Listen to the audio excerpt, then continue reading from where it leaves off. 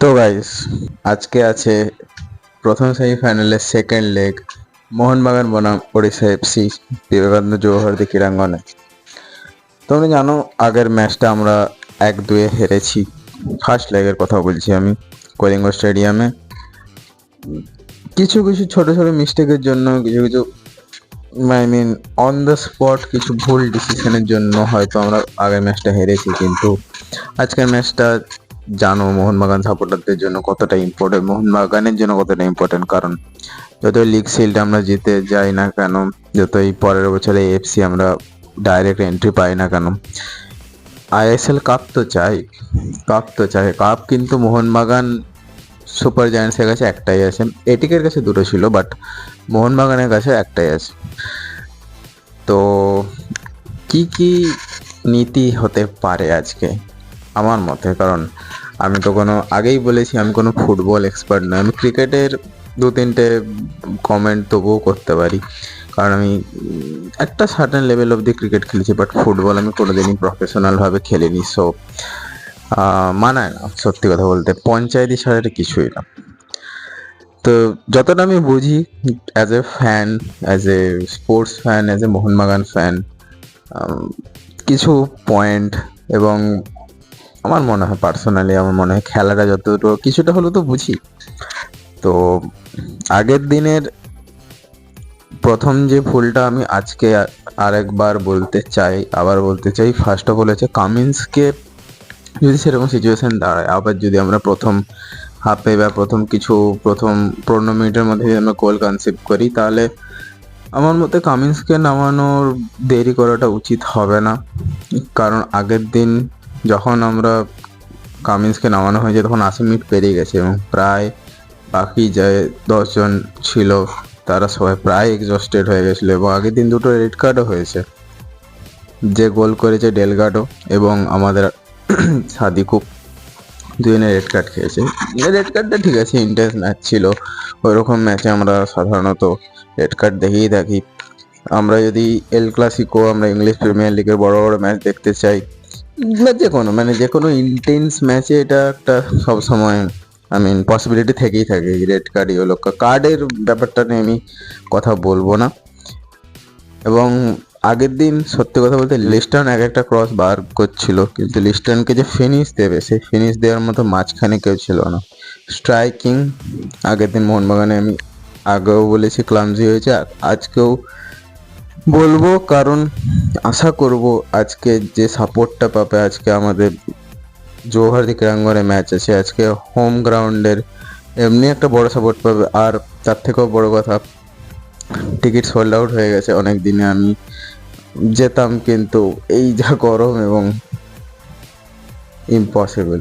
কিন্তু হ্যাঁ, আমি শুনলাম যে যদি যে টপে থাকবে এই নকআউটের স্টেজে, তার স্টেডিয়ামেই ফাইনাল হবে। তো I guess Mohun Bagan super giants টপেই থাকবে এবং জওহরদিতেই ফাইনাল হবে। তো যদি জওহরদিতে ফাইনাল হয় আইএসএল এর, তো ঝড় হোক, বন্যা হোক, খরা হোক, 50 ডিগ্রি হোক, 70 ডিগ্রি হোক, আমি অবশ্যই আইএসএল ফাইনাল দেখতে যাওয়া উচিত as a Mohun Bagan fan, as a football প্রেমী। এইটা অন্তত আমার অবশ্যই যাওয়া উচিত। তো এরপরে মিডফিল্ডের দিকে আমাদের একটু লক্ষ্য রাখতে হবে, কারণ আগের দিন অভিষেক রঘুবংশী পারফরমেন্স ভালো ছিল না, দীপক টাংরি পুরো সিজন ধরেই ডোবাচ্ছে, আর আমাদের আশিস রায়কে একটু দেরি করেই নামাচ্ছে, থাপাকে একটু দেরি করে নামাচ্ছে। আমার মনে হয় যে হাবাস এখনো কিছুটা হলেও এক্সপেরিমেন্ট করছে, জানি না কি করছে। আগের দিন কিছু কিছু ডিসিশন দেখে আমার কিছু সময় বিরক্ত লেগেছে, রাগও উঠেছে, আবার মনে হয়েছে যে ঠিক আছে, ওরা দে আর প্রফেশনালস প্লেয়ার, দে আর প্রফেশনাল কোচেস, দে আর বিগ নেমস। সো আমার এরকমভাবে আমি অ্যাজ এ একটা কি বলবো 50-60টা সাবস্ক্রাইবারওয়ালা একটা ইউটিউবারও বলা ঠিক হবে না, তো আমি এরকম তার নামে কমেন্ট পাস করছি, পাবলিক মেনে নেবে না। কিন্তু আগের দিনে আমি দুটো কথা আবার বলছি, আগের দিনও বলেছি, আজকেও বলছি, যে কামিন্সকে আগে নামাতে হতো, এবং লিস্টনকে তোলার কোনো মানে ছিল না। আর মনভীরকেও যে সরিয়ে ডান দিক থেকে, মনভীর সব দিন ডান দিকেই খেলে, মনভীরকে কেন টেনে বাঁ দিকে নিয়ে গেল, লিস্টনকে তুললো, আশিস রায়কে নামালো, কামিন্সকে নামালো। এই এই যে 70 মিনিট 75 মিনিটের পরে যে আগের দিন অ্যাক্টিভিটিসটা হয়েছে, ওই অ্যাক্টিভিটিসটা আমার একদমই পছন্দ হয়নি। এবং আমার মতে অনেকেই এটা নিয়ে সহমত প্রকাশ করবে, যারা যারা ফুটবল বোঝো, কিছুটা হলেও বোঝো, যারা খেলাকে ভালোবাসে। তো আরেকটা কথা, হ্যাঁ, হেক্টর ইউস্টের দিকে আমাদের একটু নজর রাখতে হবে, কারণ আগের দিন সেকেন্ড গোলটা সেম কারণে হয়েছে, হেক্টর ইউস্টেকে পেসেই বিট করে দিয়েছে। যতই তুমি বড় হও, যত তুমি স্ট্রং হও, রয় কৃষ্ণও স্ট্রং, ওপাশে ডেলগাডও স্ট্রং।